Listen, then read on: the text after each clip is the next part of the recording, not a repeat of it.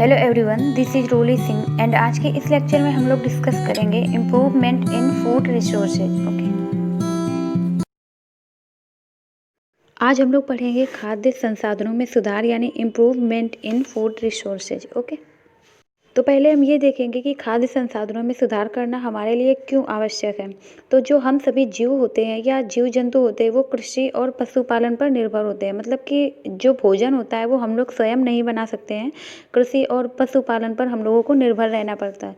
जो हमारे इंडिया की जनसंख्या है वो सेकंड स्थान पर है। फर्स्ट है हमारा चीन, सेकंड है इंडिया। तो जब जनसंख्या काफ़ी बढ़ती जा रही है तो इसके लिए जो भूमि है वो तो सीमित है। तो हम लोगों को फसल और पशुधन उत्पादन की क्षमता को बढ़ाना होगा। मतलब कि जब जनसंख्या बढ़ जाएगी तो खाने पीने में कमी आएगी और महंगाई बढ़ती जाएगी।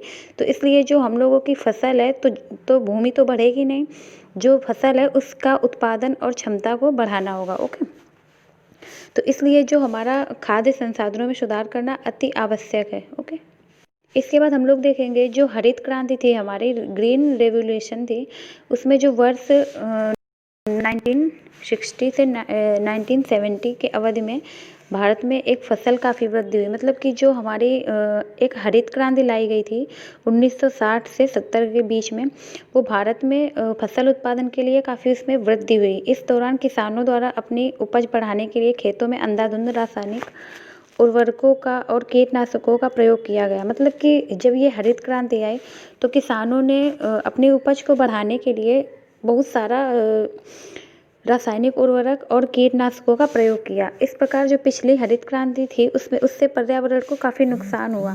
अतः कृषि का पशुपालन के लिए संपूषणी प्रणाली को अपनाने की आवश्यकता है। संपूषणी प्रणाली का मतलब होता है कि कृषि को बढ़ाना, कृषि के उत्पादन को बढ़ाना बिना पर्यावरण को हानि पहुंचाए हुए। ओके, जो हमारी फसल उत्पादन में उन्नति होती है वो होती है 3 टाइप से। फर्स्ट होती है हमारी फसल की किस्मों में सुधार, सेकंड होती है हमारी फसल उत्पादन और प्रबंधन, और थर्ड होती है हमारी फसल सुरक्षा प्रबंधन। ये जो हमारा फसल की किस्मों में सुधार होता है तो वो कैसे होगा? अच्छे उत्पादन के लिए अच्छी किस्म के बीजों का चयन जरूरी है। मतलब कि अगर हम लोगों को अपने खेत में अच्छा उत्पादन करना है, किसी भी फसल का अच्छा उत्पादन करना है, तो उसके लिए हम लोगों को अच्छी किस्म के बीजों का चयन करना जरूरी होगा। कृषि वैज्ञानिक फसल की किस्मों में सुधार के लिए नए नए प्रयोग करते रहते हैं। मतलब कि जो कृषि वैज्ञानिक होते हैं वो फसल की किस्मों में सुधार के लिए नए नए प्रयोग करते रहते हैं। फसल में रोग प्रतिरोधक क्षमता, उत्पादन की गुणवत्ता तथा उच्च उत्पादन का विकास संकरण द्वारा किया जाता है।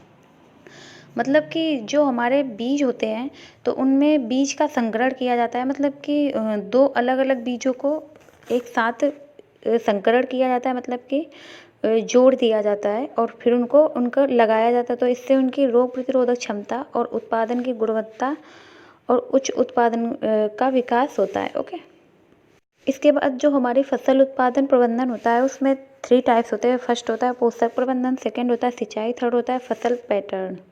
जो हमारा पोषक प्रबंधन होता है तो पौधों में सही विकास के लिए हवा, पानी, पोषक तत्वों की उचित मात्रा का होना आवश्यक है।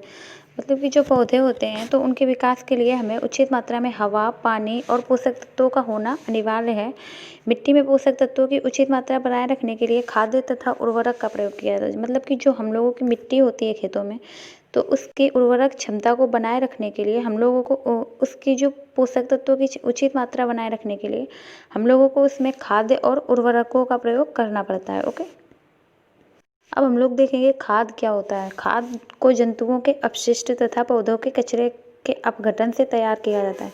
मतलब जो हमारी खाद होती है उसको हम लोग जंतुओं के अपशिष्ट से, मतलब कि जो जंतुओं का अपशिष्ट होता है और जो पौधे के कचरे होते हैं, जैसे कि पत्तियां गिरती रहती हैं, तो जब उनका अपघटन हो जाता है उनको एक गड्ढे में डालते रहते हैं। इसके बाद जब उनका अपघटन हो जाता है छोटे छोटे जीव जंतुओं से, तो उससे हम लोगों की खाद बनती है। जो खाद होती है वो मिट्टी में पोषक तत्वों तथा कार्बनिक पदार्थ की मात्रा बढ़ाकर मिट्टी की उर्वरकता को बढ़ाती है। मतलब कि जो खाद्य होता है वो मिट्टी में पोषक तत्वों तथा कार्बनिक पदार्थों की मात्रा को बढ़ाकर मिट्टी की उर्वरक क्षमता को बढ़ाता है।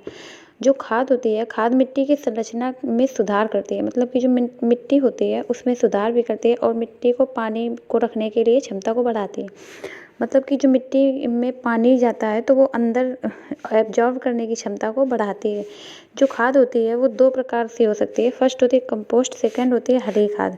तो हम लोग देखेंगे कंपोस्ट और हरी खाद में क्या डिफरेंस होता है। जो हमारी कंपोस्ट होती है पशुओं से प्राप्त गोबर, सब्जी के छिलके, घरेलू कचरा और फेंके हुए खरपतवार आदि को गड्ढों में दफनाकर कंपोस्ट खाद तैयार की जाती है। मतलब कि जो कंपोस्ट खाद होती है वो हम लोगों के मतलब कि घर से तैयार की जाती है। जैसे कि हम लोगों के यहाँ पशु होते हैं, उनका जो गोबर होता है, जो सब्जियाँ होती हैं उसके छिलके होते हैं और जो घरेलू कचरा होता है और जो खरपतवार होता है फेंके हुए, उनको गड्ढों में दफना दिया जाता है। इसके बाद कुछ दिनों बाद जब जीव जंतु होते हैं उनसे क्रिया करके वो एक कंपोस्ट खाद तैयार हो जाती है। ओके, जो कंपोस्ट खाद के निर्माण के लिए जब केचुओं का उपयोग किया जाता है तो इसे वर्मी कंपोस्ट कहते हैं। मतलब कि वर्मी कंपोस्ट हम लोग किससे बोलेंगे, जब कंपोस्ट खाद के निर्माण के लिए जब केचुओं का उपयोग किया जाता है तो उसे हम लोग बोलेंगे वर्मी कंपोस्ट। ओके, अब हम लोग देखेंगे हरी खाद क्या होता है। खेतों में पटसन, मूंग अथवा ग्वार आदि उगाकर उन पर हल चलाकर मिट्टी में मिला दिया जाता है। मतलब कि जैसे कि हम लोगों के खेत होते हैं उसमें हरी खाद बनाने के लिए खेतों में पटसन, मूंग तथा ग्वार आदि को उगा दिया जाता है। इसके बाद उसमें हल चला दिया जाता है ताकि मिट्टी में नाइट्रोजन और फास्फोरस की मात्रा बढ़ जाए। और इसी खाद को हम लोग क्या बोलते हैं, हरी खाद बोलते हैं। ओके, अब हम लोग देखेंगे उर्वरक क्या होता है, फर्टिलाइजर्स क्या होता है। तो उर्वरक कारखानों में व्यावसायिक रूप से तैयार किया जाता है। मतलब कि जो उर्वरक होता है वो कारखानों में तैयार किया जाता है व्यावसायिक रूप से। मिट्टी में उर्वरकों का उपयोग फसल की वृद्धि को बढ़ाता है। मतलब कि जो मिट्टी होती है हमारी, तो उसमें जो उर्वरक का प्रयोग होता है वो फसल की वृद्धि को बढ़ाता है। उर्वरक मिट्टी में नाइट्रोजन, फास्फोरस तथा पोटेशियम प्रदान करता है। उर्वरक आर्थिक दृष्टि से काफ़ी महंगे होते हैं। जो हम लोगों को जो खाद मंगाई जाती है बाहर से, जैसे कि हम लोग दुकानों से लेकर आते हैं, वो काफ़ी महंगी होती है और वो व्यावसायिक रूप से तैयार की जाती है। अब हम लोग खाद तथा उर्वरक में क्या डिफरेंस होता है। जो खाद होती है, खाद को जंतुओं के अपशिष्ट तथा पौधों के कचरे के अपघटन द्वारा तैयार किया जाता है। जो उर्वरक होता है उसको कारखाने में रासायनिक विधि द्वारा तैयार किया जाता है। ओके, सेकेंड हमारा क्या डिफरेंस है, यह मिट्टी को ह्यूमस प्रदान करता है। जो खाद होती है वो मिट्टी को ह्यूमस प्रदान करती है और जो उर्वरक होते हैं यह मिट्टी को ह्यूमस प्रदान नहीं करता है। इसके बाद जो खाद होती है इसमें पोषक तत्व की मात्रा कम मात्रा में होता है। मतलब कि इसमें जो पोषक तत्व होते हैं वो कम मात्रा में होते हैं और जो इसमें पोषक तत्व होते हैं वो अधिक मात्रा में होते हैं। इसके बाद जो पौधे द्वारा इसका अवशोषण धीरे धीरे होता है। मतलब कि जो खाद होती है उसका अवशोषण पौधे द्वारा धीरे धीरे होता है और जो उर्वरक होता है उसका अवशोषण पौधे द्वारा काफ़ी जल्दी होता है। जो हमारी खाद होती है इसका कोई साइड इफ़ेक्ट नहीं होता है और मिट्टी की संरचना में सुधार करता है। लेकिन जो हमारी उर्वरक होता है यह मिट्टी के में मौजूद जीवों को मार देता है या नुकसान पहुंचाता है। मतलब कि जब उर्वरक का हम लोग प्रयोग करेंगे तो जो हमारी मिट्टी में सूक्ष्म जीव होते हैं उनको ये जो उर्वरक होते हैं वो मार देते हैं और जो हमारी खाद होती है ये इससे कोई साइड इफ़ेक्ट नहीं होता है। अब हम लोग देखेंगे हमारी सिंचाई या इरिगेशन क्या होता है। भारतीय कृषि वर्षा पर आधारित है। जो भारत की कृषि है वो हमारी वर्षा पर आधारित है। वर्षा पर निर्भरता से कृषि उपज बहुत कम होती है। मतलब कि वर्षा पर निर्भर रहने के कारण जो कृषि होती है वो उपज बहुत कम होती है। अतः अधिक पैदावार के लिए फसलों में सिंचाई उचित मात्रा में उचित व्यवस्था होनी चाहिए। मतलब कि जो हमारी फसल की अधिक पैदावार करनी है तो हम लोगों की सिंचाई के लिए उचित व्यवस्था होनी चाहिए, ना कि हमको वर्षा पर निर्भर रहना चाहिए। जो सिंचाई का स्रोत है हमारे यहाँ वो है कुआं, नहर और नदियाँ और तालाब इत्यादि।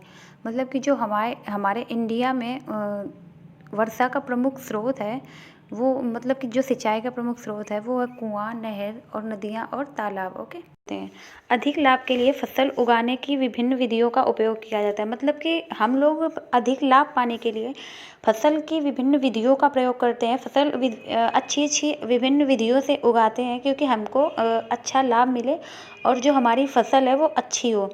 तो इसमें एक होता है हमारा मिश्रित फसल, एक की जाती है मिश्रित फसल। जो मिश्रित फसल होती है इसमें हमारी की जाती है 2 या 2 से अधिक फसलों को एक साथ उगाया जाता है इसमें। जैसे कि हमारी होती है गेहूँ और चना, गेहूँ और सरसों, मूंगफली और सूरजमुखी, मतलब कि कुछ हमारी ये फसलें होती हैं, इनको हम लोग 2 या 2 से अधिक फसलों को एक साथ उगा सकते हैं। और इससे हम लोगों को क्या होता है कि हम लोगों को एक फसल नष्ट हो जाने पर दूसरी फसल के उत्पादन की आशा बनी रहती है। मतलब कि जैसे कि हम अगर एक फसल उगाते हैं तो कभी-कभी हमारी पूरी की पूरी फसल बर्बाद हो जाती है। अधिक वर्षा हो जाने के कारण या कम वर्षा होने के कारण हमारी फसल बर्बाद हो जाती है। और अगर हम 2 फसलों को एक साथ उगा देते हैं या 2 या 2 से अधिक फसलों को हम एक साथ उगा देते हैं, तो हम लोगों को एक फसल नष्ट हो जाने के बाद दूसरी फसल होने की आशा बनी रहती है। मतलब कि एक फसल अगर हमारी, जैसे कि हमारी गेहूँ की फसल नष्ट हो गई, तो जो हमारी चने की फसल थी वो हमारी सही सलामत हो सकती है। ओके, जैसे कि हमारी सरसों की फसल नष्ट हो गई तो हमारी गेहूँ की फसल हो सकती है। मूंगफली में ऐसे ही अगर एक फसल नष्ट हो जाए तो दूसरी फसल हमारी होने की आशा बनी रहती है, तो इससे हम लोगों को लाभ होता है। ओके, इसके बाद अब हम लोग देखेंगे फसल पैटर्न में अंतरा फसलीकरण हमारा क्या होता है। जो हमारा अंतरा फसलीकरण होता है, इसमें 2 या 2 से अधिक फसलों को एक साथ एकांतर पंक्तियों में उगाया जाता है। मतलब कि एक, जैसे कि हम लोग खेत होता है हम लोगों का, तो ऐसे ऐसे करके ये पंक्तियाँ होती हैं, इसके बाद ये दूसरी, ये ऐसे ऐसे करके पंक्तियाँ, तो इस पंक्ति में हम लोग कुछ दूसरा उगाएंगे, इसमें कुछ दूसरा उगाएंगे। ओके, फिर इसमें कुछ दूसरा, फिर इसमें कुछ दूसरा। तो ऐसे हम लोग जब उगाते हैं एकांतर पंक्तियों में, मतलब कि एक पंक्ति को छोड़कर एक पंक्ति में वही फसल, तो इसको हम लोग बोलते हैं अंतरा फसलीकरण। और जैसे कि इस फसल में हम लोग क्या क्या साथ में बो सकते हैं, जैसे कि हमारा हुआ सोयाबीन और मक्का हम लोग साथ में बो सकते हैं। ओके, और जो हमारी बाजरा और लोबिया होती है तो उसको हम लोग एक साथ में उगा सकते हैं। ऐसे ही मतलब कि एक पैटर्न छोड़कर दूसरे पैटर्न में हम लोग एकांतर क्रम में, मतलब कि एक को छोड़कर एक, पहले हम लोगों ने जैसे सोयाबीन इस पंक्ति में उगाया, फिर इस पंक्ति में हम लोग मक्का उगाएंगे, फिर इसमें सोयाबीन, फिर इसमें मक्का, फिर इसमें सोयाबीन, फिर ऐसे करके उगाते जाएंगे, तो इसको हम लोग बोलेंगे अंतरा फसलीकरण। ओके, जब फसल का चुनाव इस प्रकार करते हैं कि उनकी पोषक तत्वों की आवश्यकताएं भिन्न भिन्न हो, ताकि पोषक तत्वों का अधिकतम उपयोग हो सके। मतलब कि जो हम लोग अंतरा फसलीकरण करते हैं तो इसमें हम लोग ऐसे पौधे साथ में उगाते हैं कि जो हम लोगों को उनकी जो मिनरल्स की या उनकी जो पोषक तत्वों की आवश्यकताएं होती है वो भिन्न भिन्न हो, मतलब कि अलग अलग हों। तो जो उनको पोषक तत्व है वो उनकी आवश्यकता के अनुसार उनको मिलते रहेंगे, तो वो हमारी दोनों फसलें अच्छे से हो जाएंगी। ओके, अब हम लोग देखेंगे फसल चक्र हमारा क्या होता है, क्रॉप रोटेशन क्या होता है। किसी खेत में क्रमवार पूर्व नियोजन कार्यक्रम के अनुसार विभिन्न फसलों को उगाने को हम लोग फसल चक्र कहते हैं। मतलब कि किसी खेत में जब हम लोग क्रमवार कोई नियोजन करते हैं या विभिन्न फसलों को उगाते हैं तो उसको हम लोग क्या बोलते हैं, फसल चक्र बोलते हैं। जैसे कि हम लोगों ने पहले गेहूँ उगाया, अब गेहूँ उगाने के बाद मान लो हम लोगों को कुछ भी जब सीजन उसका जिसका आएगा उसके बाद हम लोगों को मान लो मक्का उगाना, मक्का के बाद हम लोगों को जैसे कि उसमें वो उगाना है सरसों। तो ऐसे ही हम लोग जब सारी चीज़ें पूरे साल भर उगाते रहते हैं तो इसको हम लोग बोलते हैं फसल चक्र। ओके, और जो दलहन फसलें होती हैं, दलहन फसल से मिट्टी में नाइट्रोजन की मात्रा बढ़ती है। मतलब कि जो दाल वाली फसलें होती हैं हम लोगों की, जैसे अरहर, चना, मूंग, उड़द, ये सभी चीज़ें होती हैं, इनसे हम लोगों की जो इन फसलों को उगाने से हम लोगों के जो खेत होते हैं उनमें नाइट्रोजन की मात्रा बढ़ती है, क्योंकि दलहन फसलों की जड़ों में राइजोबियम नामक जीवाणु पाया जाता है। जो हमारी दलहन फसलें होती हैं, जो दाल वाली फसलें होती हैं, उनकी जो जड़ होती हैं उनमें क्या पाया जाता है, राइजोबियम नाम का एक बैक्टीरिया पाया जाता है। ओके, और जो वायुमंडल में नाइट्रोजन को नाइट्रेट में चेंज कर देता है। जो राइजोबियम बैक्टीरिया होता है हमारा, वो नाइट्रोजन को किस में चेंज कर देता है, नाइट्रेट में। ओके,